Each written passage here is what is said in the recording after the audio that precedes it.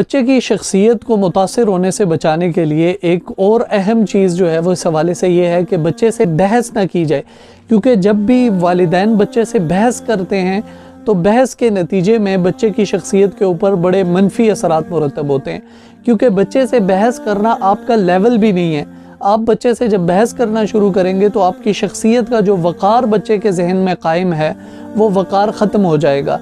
तो उस वक़ार को बहाल रखने के लिए ज़रूरी है कि बहुत ज़्यादा हर बात पे समझाना, इससे भी गुरेज़ किया जाए।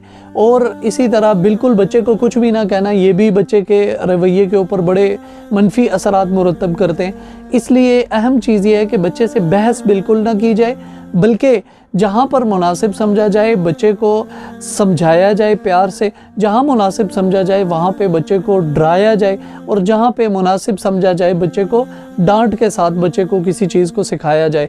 इससे बच्चे की शख्सियत के ऊपर तामीरी असरात मुरतब होंगे और वो बच्चा अपने वालिदैन के वक़ार को बहाल रखते हुए, उनके एहतराम को अपने जहन में बहाल रखते हुए वो बच्चा बहुत कुछ ज़िंदगी में सीखते हुए आगे बढ़ता जाएगा।